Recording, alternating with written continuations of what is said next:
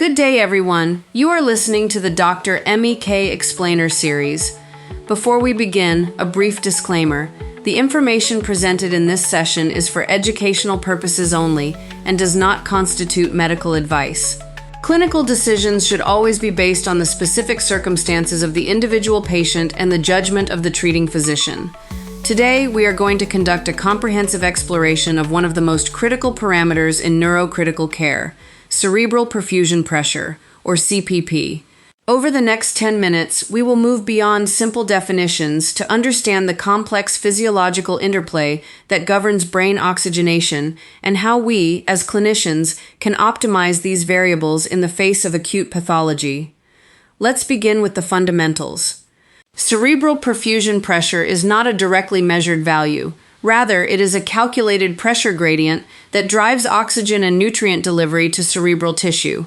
It represents the net pressure forcing blood into the brain, and it is defined by a simple but profound equation. CPP equals mean arterial pressure minus intracranial pressure. In clinical practice, this means that for every patient under our care, we must simultaneously manage both the systemic hemodynamics and the intracranial environment.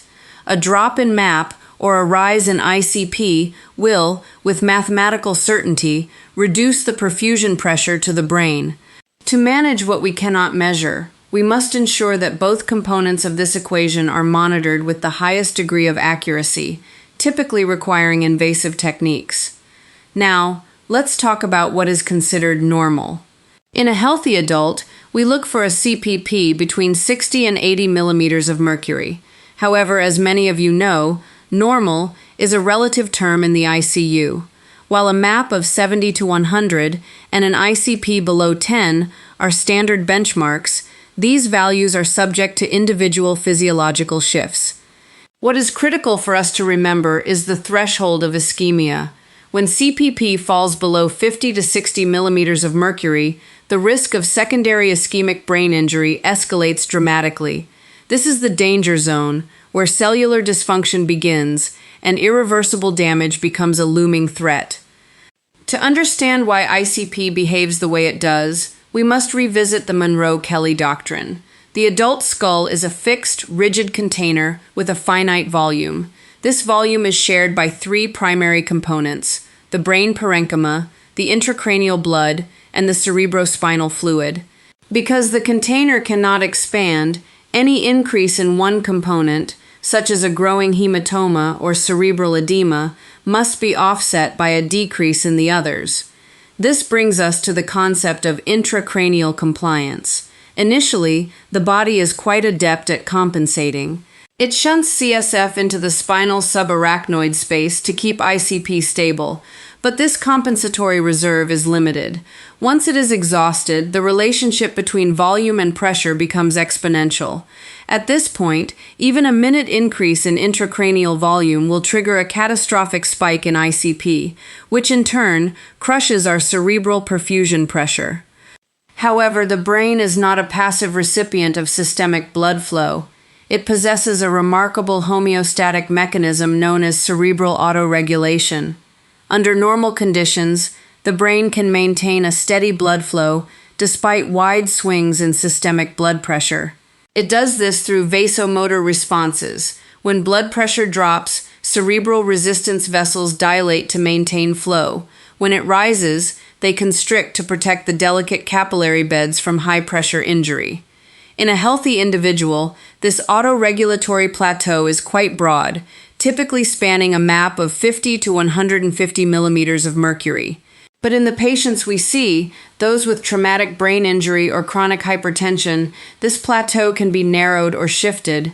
For the chronic hypertensive patient, their normal set point is higher, meaning they may experience cerebral ischemia at MAP levels that would be perfectly adequate for a normotensive individual. This hypertensive shift is a critical consideration when setting our resuscitation targets. This brings us to the question of monitoring. How do we ensure we are hitting our targets? In the high-stakes environment of neurotrauma, non-invasive measures often fall short. For mean arterial pressure, peripheral artery cannulation, the arterial line, is essential for continuous beat-to-beat data. For intracranial pressure, the intraventricular catheter remains our gold standard. It provides the most accurate pressure readings and, perhaps more importantly, it serves a therapeutic role. By allowing us to drain CSF in a controlled manner, it gives us a direct lever to lower ICP and immediately improve CPP. While intraparenchymal monitors are an alternative, they lack this therapeutic drainage capability, making the ventricular drain a superior choice in the acute management of intracranial hypertension. We must also address the role of non-invasive technology, specifically transcranial Doppler, or TCD. TCD allows us to measure blood flow velocity in the middle cerebral artery and calculate a pulsatility index. While some studies suggest a strong correlation between this index and ICP, others have shown significant variability. Therefore, while TCD is a valuable bedside adjunct for assessing flow trends, it is not currently recommended as a standalone substitute for invasive ICP monitoring when precision is paramount. In the clinical management of intracranial pathology, be it a tumor, a subdural hematoma, or post-ischemic edema, our objective is clear: we must restore the balance. This requires a dual-pronged approach, rapidly implementing measures to lower ICP while simultaneously supporting MAP to prevent hypotension. We are fighting to prevent secondary injury, the cycle where low perfusion causes more ischemia, which causes more edema, which further raises ICP. In these cases, we sometimes allow for permissive hypertension to ensure the brain receives the oxygen it needs to survive the acute phase. When we look at patients with systemic hemodynamic instability or shock, the narrative changes slightly.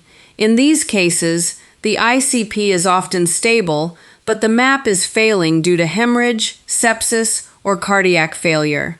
Our resuscitation guidelines generally point us toward a MAP target of at least 65 millimeters of mercury. This target is calculated to provide a safety margin, ensuring a minimum CPP of 55 to 60. But again, I must emphasize, these are population averages. Our management must always be contextualized to the patient's baseline hemodynamic function and the severity of their primary injury. Finally, let's look toward the future.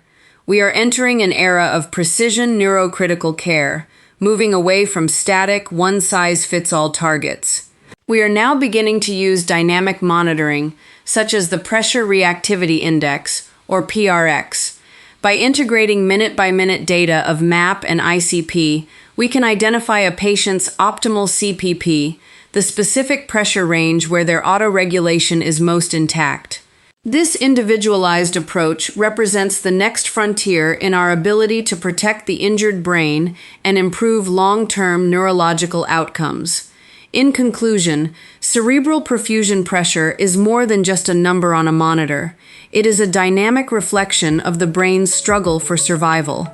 By mastering the interplay between MAP, ICP, and autoregulation, we can provide the precise, high-level care our patients require. Thank you for your time and for your dedication to this challenging and vital field. You are listening to the Dr. MEK Explainer series on cerebral perfusion pressure.